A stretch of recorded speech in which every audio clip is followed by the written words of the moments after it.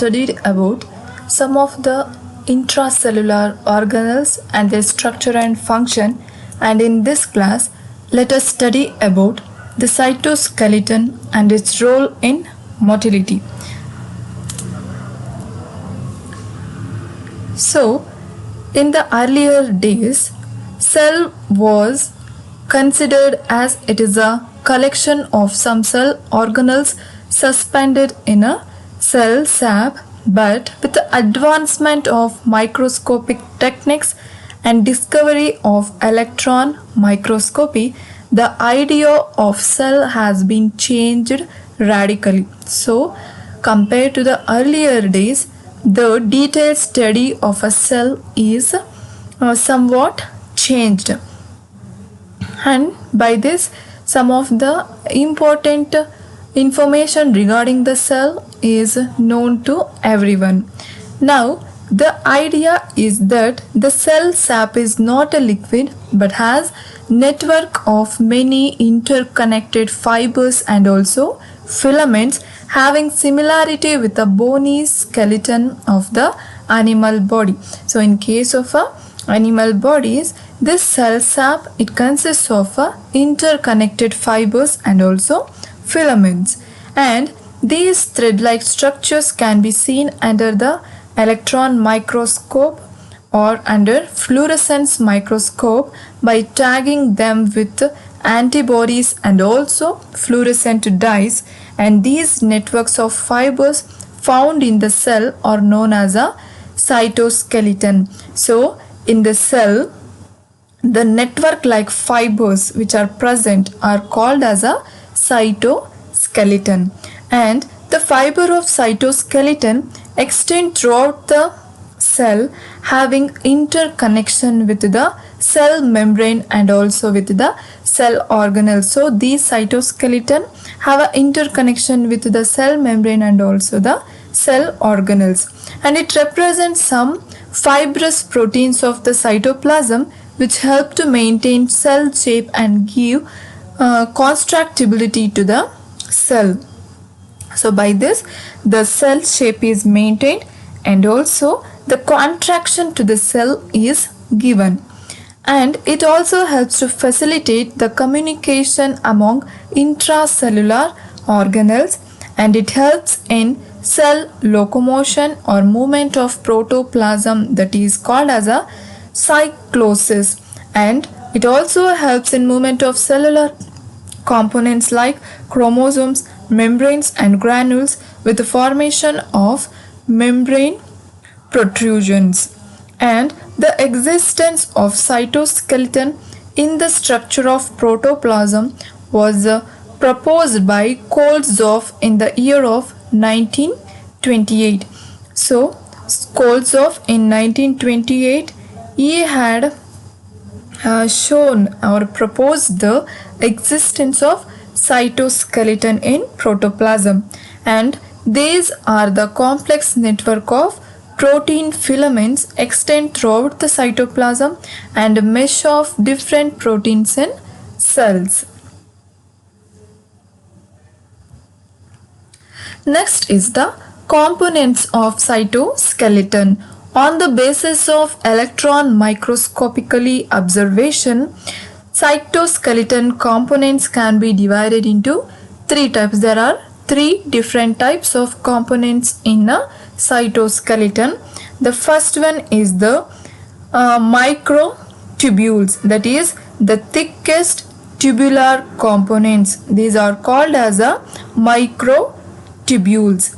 And also second one is the microfilaments. So these are the thinnest fibers. Next is the intermediate filaments. So the fibers of intermediate thickness are known as a intermediate filaments. So let us see one by one in detail. So first one is the microtubule. So the structure, this is the structure of a microtubule. This is the longitudinal view of microtubule, and this is cross-sectional view of microtubule. So microtubule were first noted in a number of eukaryotic cells by electron microscopic observation. So this microtubule is a long rod-like structure of 25 nanometer diameter and up to several millimeters in length. So this is a rod-like structure. Next is the microtubule organization. It has two main characteristics that help to perform diverse type of functions of a cell. And the first one is long rigid shape facilitates in supporting and anchoring different cellular constituents, and second one is can generate movement in the cellular components as well as in the total cell. So this microtubule is going to perform two functions. That is, first one is it is going to give support and anchoring facility to the cellular constituents, and also it helps in movement in cellular components. So this is two important functions of a microtubules. Till the refinement of fixation technique in electron microscopy, microtubules were observed in only some subcellular structures like cilia, flagella, centrioles and mitotic spindles. So in these structures we are going to observe the microtubules. Using osmium tetroxide as a fixative with the use of glutaraldehyde in the fixative, the network of microtubules in the cytoplasm of cell, the cytoskeleton, was detected. And electron microscopy and X-ray diffraction studies shows that the microtubule contains some longitudinally arranged assemblies of filaments.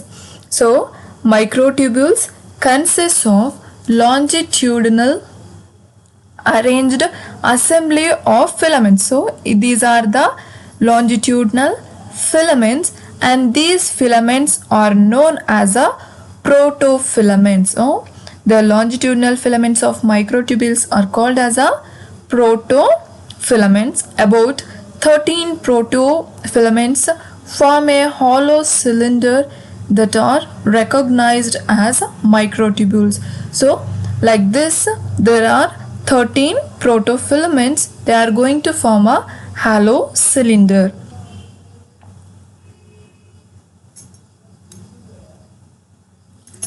So next is microtubule substructure. The chemical nature of these protofilaments is of tubulin molecules that are different in their amino acid sequence and are known as alpha and beta tubulins of approximately of huge molecular weight, and these assemblies have an outer diameter of 30 nanometer and inner diameter of 14 nanometer with a wall thickness of 8 nanometer. This beaded structure of protofilaments can be observed under the electron microscope. So this is the tubulin. So these are the tubulin molecules. And by treating the cells with colchicine or any inhibitor of protein synthesis or at low temperature, the organization of mitotic spindle was hampered, showing the decrease in birefringence of spindle under polarized light. But when the colchicine is removed, the spindle is again reformed, showing thereby that the microtubule organization does not require the synthesis of new component, that is tubulin. By this, the activity of colchicine and also the absence of the colchicine, it leads to the synthesis of a tubulin,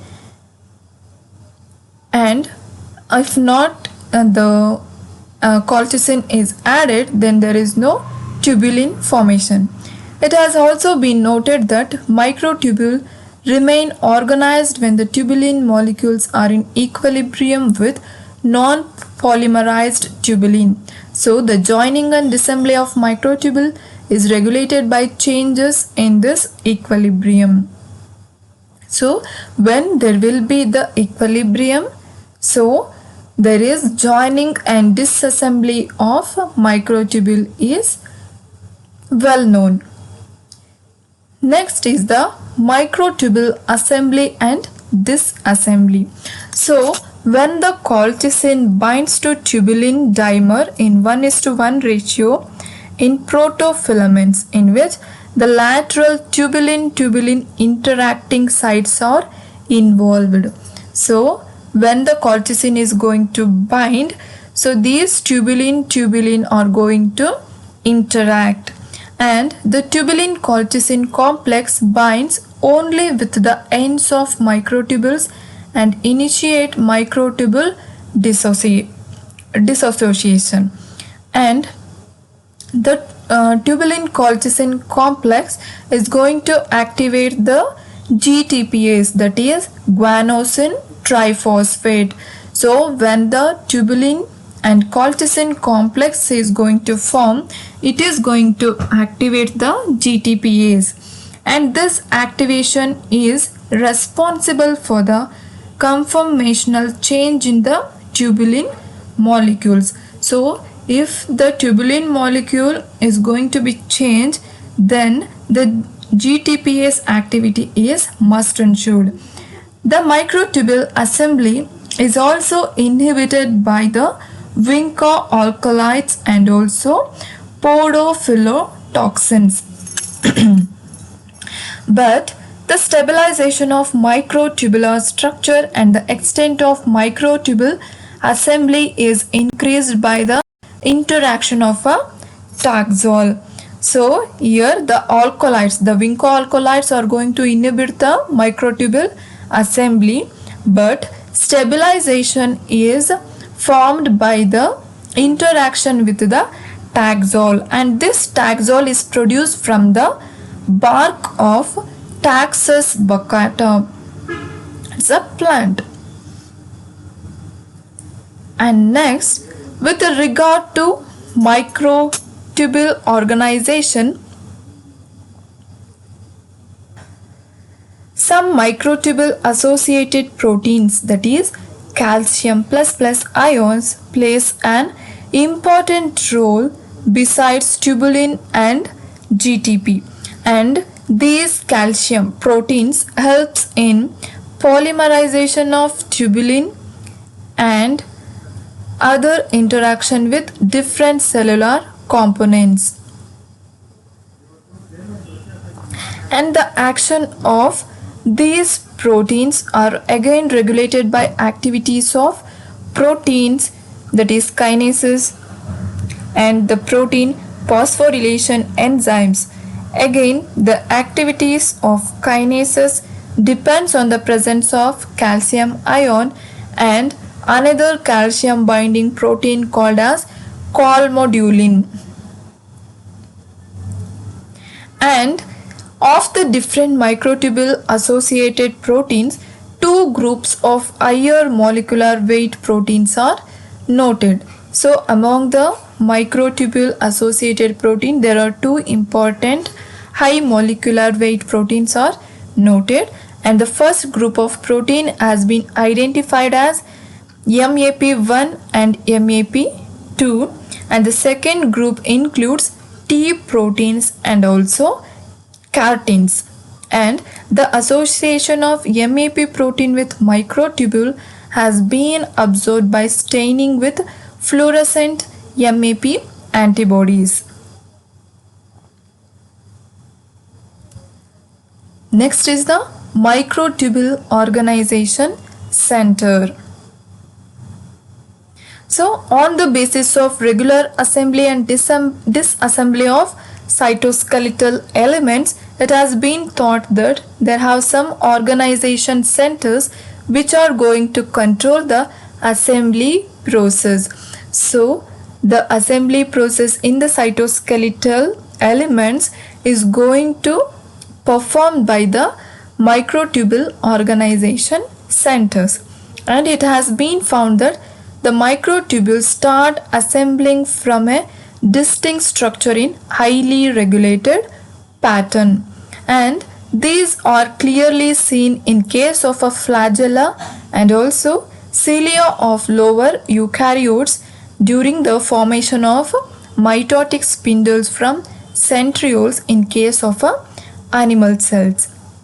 And the flagella and cilia are organized from basal bodies. So flagella and cilia, these are organized from the basal bodies, and each basal body contain 9 sets of triplet tubules. So each basal body is going to have a 9 sets of triplet tubules. So these are the triplet tubules, consist of 3 numbers, and these 3 tubules are known as A tubule, B tubule, and also C tubule. So these are the 3 tubules, and A tubule has 13 protofilaments, and B tubule is horseshoe shaped structure having part of the wall of the A tubule, and C tubule is also a horse shaped structure having part of the wall of the B tubule. So these are the 3 different types of tubules. The A and B tubules are attached with the tubules of cilia or flagella, while the C tubules are present only in the basal bodies. So here the A and B tubules are attached with the cilia or flagella, but the C tubule are present only in the basal body.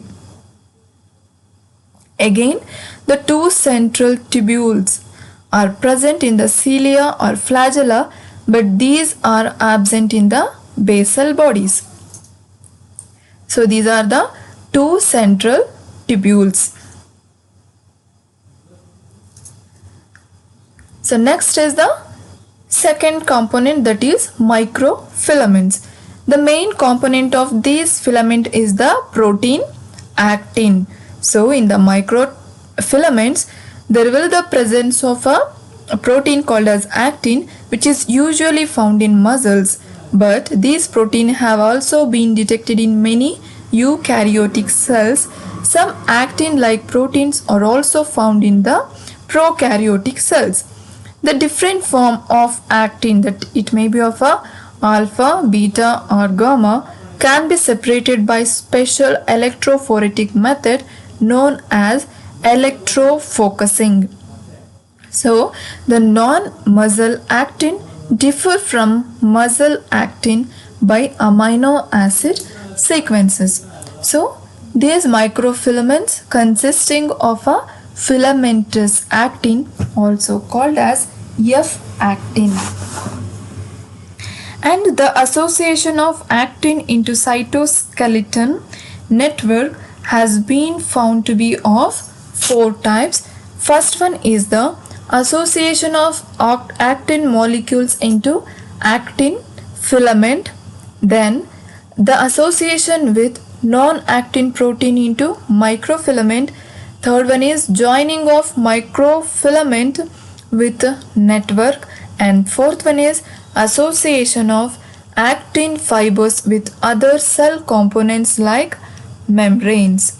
And the role of actin as a supporting aid of various cytoplasmic structures gives an idea that the assembly of actin filaments and their association with the cell components are responsive to cellular controls, and there are some proteins which are going to inhibit cross-linking between actin filaments or between actin and also the membranes. Again, some proteins bind to end of microfilaments, thus inhibiting the growth of the filaments. So here some proteins which act as a inhibiting substances, and some proteins which helps to overcome the inhibition, and these thus the inhibiting the growth of the filaments, and these are known as capping proteins or fragmin, spectrin, beta actinin, vilin, its, and most of the actin binding proteins play an important role in binding of microfilaments to the membrane. So the proteins which helps in binding the microfilaments to the membrane. So next is the intermediate filaments. On the basis of size, another division of cytoskeletal components has been made, which has a diameter of 10 nanometer or smaller than that of the microtubules. So these are smaller than the microtubules, and the filaments have a central highly conserved portion of amino acids, and this portion has 4 segments. These intermediate filaments have a 4 segments having 2 a helical structure wound around each other in each segment. This central portion is flanked by end domain, that is N-terminal domain and C-terminal domain. So it is consisting of an N-terminal domain and also C-terminal domain. And the 4 segments of different size are present in central domain of the microfilaments, and these are designated as 1A, 1B, 2A and 2B. So here 1B, 2B and also 1A and 2A. So there are 4 segments of different size.